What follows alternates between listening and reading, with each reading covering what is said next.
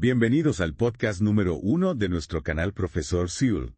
Hoy nos vamos a sumergir en un tema que a simple vista puede parecer un poco denso. Pues, La evaluación para el aprendizaje. ajá, Pero créanme, es mucho más fascinante de lo que parece. sí. Tenemos un conjunto de textos académicos principalmente enfocados en el sistema educativo chileno, Ajá, que nos van a ayudar realmente a desentrañar cómo la evaluación, lejos de ser un simple examen, puede ser una herramienta poderosa para que los estudiantes aprendan de verdad. totalmente de acuerdo. Lo interesante de esos textos es que nos llevan a cuestionarnos. Y sí. Muchas cosas que damos por sentadas sobre la evaluación. Exactamente. Por ejemplo, ¿alguna vez te has puesto a pensar si lo que evaluamos y cómo lo evaluamos realmente influye en lo que los alumnos aprenden? Claro. O si los errores, en vez de ser un castigo, pueden ser una oportunidad para aprender. Preguntas clave, sin duda. Y también hay que pensar en cómo comunicamos los resultados de la evaluación a los estudiantes y a sus familias. Lo hacemos de forma que realmente les ayude a entender su progreso. Buenísimo. Por supuesto, tenemos que hablar de la famosa evaluación formativa y la evaluación sumativa. ¿Son dos mundos aparte o pueden trabajar juntas? Tengo muchísimas ganas de explorar todas estas ideas contigo. Comparto tu entusiasmo. Empecemos a desgranar este conocimiento. Me encanta esa energía. El primer texto que tenemos se titula El poder de la evaluación en el aula. Ajá. Y ya desde el título nos da una pista de por dónde van los tiros. Exacto. La idea central es que las decisiones que tomamos sobre la evaluación tienen un impacto directo en lo que los estudiantes aprenden. Es decir, que no es algo neutral, sino que realmente puede moldear la forma en que los alumnos se acercan al conocimiento. Lo que me parece fascinante de esta idea es que nos invita a reflexionar sobre nuestras propias experiencias como estudiantes. ¿Recuerdas alguna vez en la que sentiste que una evaluación no reflejaba realmente lo que habías aprendido? Pues sí. Recuerdo una vez en un examen de ciencias. Había una imagen de Saturno con sus anillos bien visibles. Y la pregunta era, ¿qué planeta se muestra en la imagen? Yo súper seguro puse Saturno. Y me lo marcaron como incorrecto, porque la respuesta correcta era planeta. Un ejemplo perfecto. Esa evaluación priorizó una respuesta general en lugar de reconocer un conocimiento específico. Y probablemente envió un mensaje desalentador a un estudiante que en el fondo sí había comprendido el concepto. Claro. Y eso nos lleva a pensar en la importancia de definir claramente qué queremos evaluar. No se trata solo de poner una nota, sino de asegurarnos de que estamos midiendo lo que realmente nos interesa. Y aquí es donde entran los objetivos de aprendizaje, ¿verdad? Exactamente. Si no tenemos objetivos claros, es como navegar sin un mapa. Y estos textos nos advierten sobre el peligro de usar verbos ambiguos como comprender al formular estos objetivos. ¿Por qué son problemáticos esos verbos? A simple vista parecen bastante adecuados. El problema es que son demasiado generales. Comprender no nos dice exactamente qué debe ser capaz de hacer un estudiante para demostrar esa comprensión. En cambio, si decimos, por ejemplo, el alumno será capaz de explicar la fotosíntesis utilizando un diagrama, estamos siendo mucho más específicos. Es mucho más claro. El segundo objetivo nos dice exactamente qué tipo de conocimiento esperamos y cómo se puede demostrar. Y esto nos lleva a la distinción entre la evaluación formativa y la evaluación sumativa, ¿no es así? Así es. Muchas veces se presentan como conceptos opuestos, Sí. pero en realidad pueden y deben trabajar en conjunto. Explícame un poco más sobre eso. Yo Ok. siempre me hago un lío con estos conceptos. La evaluación formativa es como un GPS que nos guía durante el proceso de aprendizaje. Su objetivo es recopilar información sobre el progreso del estudiante para poder ajustar la enseñanza y proporcionar retroalimentación. Por otro lado, la evaluación sumativa es como una fotografía que tomamos al final del recorrido para ver lo que se ha aprendido en un momento determinado. Entonces podremos decir que la evaluación formativa se centra en el proceso de aprendizaje. Sí, Mientras que la evaluación sumativa se centra en el producto final. exactamente. Y lo importante es entender que ambas son necesarias para tener una visión completa del aprendizaje. Y hablando de proceso de aprendizaje, las fuentes que tenemos hacen mucho hincapié en la importancia de la retroalimentación. La retroalimentación es el corazón de la evaluación para el aprendizaje. No se trata solo de decir a los estudiantes si han acertado o se han equivocado, sino de proporcionarles información que les permita mejorar. ¿Qué características debe tener una retroalimentación para que sea realmente efectiva? En primer lugar, debe ser clara y específica. En lugar de decir buen trabajo, es mejor decir me gusta cómo has organizado la información en el párrafo, utilizando ejemplos concretos para apoyar tus ideas. ¿Esos comentarios vagos? Exacto. En segundo lugar, la retroalimentación debe ser oportuna. Proporcionarla lo antes posible después de una tarea Permite a los estudiantes aplicar la información mientras aún está fresca en su mente. Cuanto antes mejor. Sin duda. Y por último, pero no menos importante, la retroalimentación debe centrarse en acciones concretas. No se trata solo de señalar los errores, sino de proporcionar estrategias para mejorar. Entonces, en vez de decir, esto está mal, podríamos decir, para mejorar esto, podrías intentar. Exactamente. Se trata de empoderar a los estudiantes para que tomen las riendas de su propio aprendizaje. Y una forma de hacerlo es involucrándolos en el proceso de retroalimentación. ¿Te refieres a la autoevaluación y la coevaluación? Sí. Son herramientas muy valiosas porque permiten a los estudiantes desarrollar la capacidad de analizar su propio trabajo y el de sus compañeros, lo que a su vez les ayuda a comprender mejor los criterios de evaluación. Es como si los estudiantes se convirtieran en detectives de su propio aprendizaje. Y ya que hablamos de criterios, las fuentes también destacan la importancia de comunicar los resultados de la evaluación de forma clara y transparente tanto a los estudiantes como a sus familias. La comunicación es clave. No se trata solo de dar una nota, sino de ofrecer una visión completa del aprendizaje del estudiante. Y esto puede ser un desafío especialmente cuando tenemos que explicar conceptos complejos a personas que no están familiarizadas con el lenguaje educativo. Es verdad. A veces nos olvidamos de que no todo el mundo entiende la jerga pedagógica. ¿Qué podemos hacer para que la comunicación sea más efectiva? Un buen punto de partida es utilizar un lenguaje claro y sencillo, evitando tecnicismos innecesarios. Siempre es buena idea involucrar a los estudiantes en el proceso explicándoles los criterios de evaluación y cómo se ha llegado a la calificación final. Me gusta esa idea. Así los estudiantes se sienten parte del proceso y no solo receptores pasivos de una nota. Hablando de herramientas para la evaluación, las fuentes exploran un montón de opciones, desde pruebas tradicionales hasta rúbricas listas de cotejo escalas de valoración. Cada herramienta tiene sus ventajas y desventajas. Y la elección dependerá del tipo de aprendizaje que queremos evaluar y del contexto específico. Entonces no hay una fórmula mágica para la evaluación. Exactamente. Debemos ser flexibles y adaptarnos a las necesidades de cada situación. Y una herramienta que me ha llamado la atención es la metodología de análisis de casos. ¿Podrías contarnos un poco más sobre ella? Claro, el análisis de casos se basa en el estudio a fondo de situaciones reales dentro del aula para extraer aprendizajes e informar la toma de decisiones. Es decir, que en vez de quedarnos en la teoría, nos fijamos en lo que realmente está pasando en el aula. Exactamente. Y lo interesante es que este análisis se hace de forma colaborativa, involucrando a toda la comunidad educativa, profesores, estudiantes, familias. Es un enfoque muy completo. Y me imagino que al analizar casos concretos, se pueden identificar problemas y soluciones que de otra forma pasarían desapercibidos. Sin duda. Es una herramienta muy poderosa para la reflexión y la mejora continua. Me encanta cómo esa metodología conecta la teoría con la práctica, usando datos reales para tomar decisiones.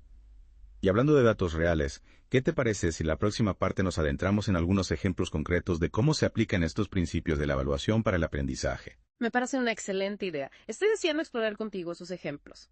Retomando nuestra inmersión en el mundo de la evaluación para el aprendizaje, me ha llamado la atención cómo las fuentes que estamos analizando nos invitan a repensar la forma en que integramos la evaluación formativa y la sumativa. ¿Recuerdas el ejemplo que mencionabas antes sobre el proyecto de teatro? Claro. En el que los padres esperaban que todos los estudiantes sacaran la máxima calificación solo porque el proyecto les parecía divertido. Exacto. Ese caso ilustra muy bien cómo la falta de claridad en los objetivos y criterios de evaluación puede generar confusión y expectativas poco realistas. Totalmente. Y las fuentes nos proponen una alternativa.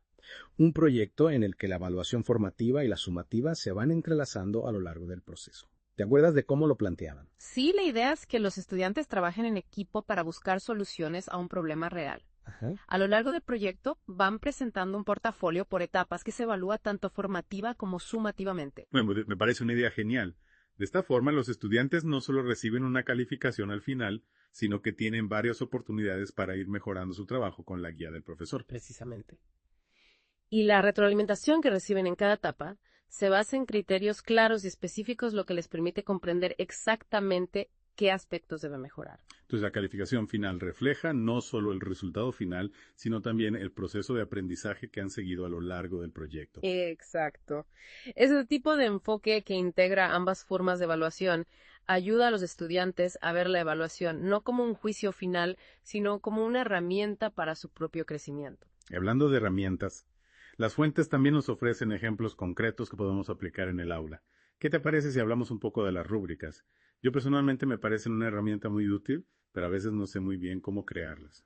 Las rúbricas son muy versátiles, permiten describir con detalle los criterios de evaluación y los niveles de desempeño que se esperan, Sí. lo que hace que la evaluación sea más transparente y justa. Es como tener un mapa que te indica el camino para alcanzar el éxito. Muy buena analogía. Y lo bueno es que las fuentes que estamos analizando nos dan una guía paso a paso para construir rúbricas efectivas desde la definición de los criterios hasta la descripción de los niveles de desempeño. Eso es genial. Porque a veces me siento un poco perdida a la hora de crear una rúbrica desde cero. Es normal, pero con una guía clara, el proceso se vuelve mucho más sencillo. Y otro aspecto importante que destacan las fuentes es la importancia de involucrar a los estudiantes en el proceso de creación y uso de las rúbricas. Claro, pues los estudiantes comprenden los criterios de evaluación, pueden participar más activamente en su propio aprendizaje. Exactamente. Las rúbricas bien utilizadas pueden convertir la evaluación en un proceso colaborativo y transparente. Y las fuentes no se quedan solo en las rúbricas. También exploran otras herramientas como las listas de cotejo, las escalas de valoración e incluso los organizadores gráficos. Cada herramienta tiene su función y puede ser útil para diferentes tipos de evaluación. Lo importante es elegir la que mejor se adapte a nuestros objetivos y el contexto específico. Entonces no se trata de encontrar la herramienta perfecta, sino de usarla más adecuada en cada situación. Exacto. Y por supuesto, independientemente de la herramienta que utilicemos, la retroalimentación debe estar presente en todo el proceso de evaluación. La retroalimentación es fundamental para que la evaluación sea realmente formativa. Pero las fuentes también nos advierten sobre algunas trampas comunes que debemos evitar. Sí, por ejemplo, nos recuerdan que debemos evitar el lenguaje ambiguo al formular los objetivos de aprendizaje. Si no somos claros en lo que queremos evaluar, es muy difícil que la evaluación sea efectiva. Es decir, que tenemos que evaluar lo que realmente importa y no perdernos en detalles irrelevantes. Exactamente. La evaluación debe estar alineada con los objetivos de aprendizaje y con lo que realmente hemos enseñado en clase. Y también es importante tener en cuenta la validez y la confiabilidad de la evaluación, ¿verdad? Sin duda, la validez se refiere a si la evaluación realmente mide lo que pretende medir. Por ejemplo, si queremos evaluar la capacidad de un estudiante para escribir un texto argumentativo, no podemos limitarnos a evaluar su ortografía. La confiabilidad, por otro lado, se refiere a si la evaluación produce resultados consistentes. Si aplicamos la misma prueba a un grupo de estudiantes en dos momentos diferentes, obtendremos resultados similares. Claro, es como si midiéramos la temperatura con un termómetro que no funciona bien. Los resultados no serían fiables. Exactamente.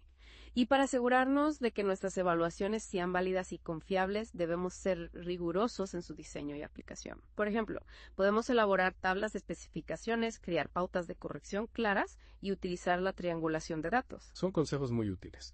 Y otro aspecto importante que mencionan las fuentes es la objetividad en la evaluación. La objetividad es un ideal complejo ya que nuestras propias perspectivas y experiencias influyen en nuestras evaluaciones. Claro, es imposible ser completamente objetivos. Exacto. Pero podemos tomar medidas para minimizar los sesgos y asegurarnos de que nuestras evaluaciones sean lo más justas posible. Por ejemplo, podemos utilizar rúbricas bien definidas, revisar las evaluaciones con otros profesores o utilizar métodos de evaluación anónimos. Me parece fundamental ser conscientes de nuestros propios sesgos para poder tomar decisiones más justas. Y hablando de decisiones, las fuentes también nos invitan a reflexionar sobre las consecuencias de nuestras evaluaciones. Es una pregunta que debemos hacernos siempre. ¿Cómo afectará esta evaluación a mis estudiantes? ¿Les motivará a aprender o, por el contrario, les desanimará? Es una pregunta crucial. Al final, la evaluación debe ser una herramienta para ayudar a los estudiantes a crecer y alcanzar su máximo potencial. Totalmente de acuerdo. Y creo que las fuentes que estamos analizando nos dan muchas pistas para lograrlo. Sin duda. Hemos cubierto un montón de ideas interesantes sobre la evaluación para el aprendizaje, desde los diferentes tipos de evaluación hasta las herramientas que podemos utilizar, pasando por la importancia de la retroalimentación y la necesidad de ser conscientes de nuestros propios sesgos. Y en la próxima parte recapitularemos las ideas clave de esta inmersión y exploraremos algunas preguntas que nos pueden ayudar a aplicar estos principios en nuestra propia práctica docente. Y llegamos a la parte final de nuestra inmersión en la evaluación para el aprendizaje. Ha sido un viaje intenso, pero creo que hemos aprendido un montón sobre cómo convertir la evaluación en una herramienta poderosa para el aprendizaje. Sin duda, hemos visto que la evaluación, lejos de ser un simple proceso de poner notas, puede ser una oportunidad para que los estudiantes se involucren más en su propio aprendizaje y desarrollen su potencial al máximo. Exactamente. Y me ha quedado claro que la clave está en usar la evaluación de forma estratégica, combinando la evaluación formativa con la evaluación sumativa para tener una visión completa del progreso de los estudiantes. Y no podemos olvidar la importancia de la retroalimentación. Ofrecer a los estudiantes información clara, específica y orientada a la acción es fundamental para que puedan mejorar. La retroalimentación es el combustible del aprendizaje. Y hablando de herramientas, hemos visto que tenemos un montón a nuestra disposición. Rúbricas, listas de cotejo, escalas de valoración, organizadores gráficos. Lo importante es elegir la herramienta adecuada para cada situación, teniendo en cuenta el objetivo de aprendizaje que queremos evaluar y el contexto específico. Y también hemos aprendido a ser más conscientes de las trampas que podemos encontrar en el camino, como el uso del lenguaje ambiguo o la falta de alineación entre la evaluación y lo que realmente se ha enseñado. La validez, la confiabilidad y la objetividad son principios fundamentales que debemos tener siempre presentes al diseñar y aplicar cualquier tipo de evaluación. Y por supuesto no podemos olvidar que la evaluación tiene consecuencias. Debemos asegurarnos de que nuestras evaluaciones motiven a los estudiantes y no les desanimen. Totalmente de acuerdo. Y un último punto que me gustaría destacar es la importancia de la reflexión continua sobre nuestras prácticas de evaluación. Es decir, no se trata de aplicar una receta mágica, sino de adaptarnos a las necesidades de nuestros estudiantes y buscar siempre la forma de mejorar. Exactamente. Y las fuentes que hemos analizado nos plantean una pregunta muy interesante. ¿Cómo podemos utilizar los principios de la evaluación para el aprendizaje en nuestro propio camino como aprendices? Una pregunta que nos invita a reflexionar, porque en el fondo todos somos estudiantes en constante aprendizaje. Así es.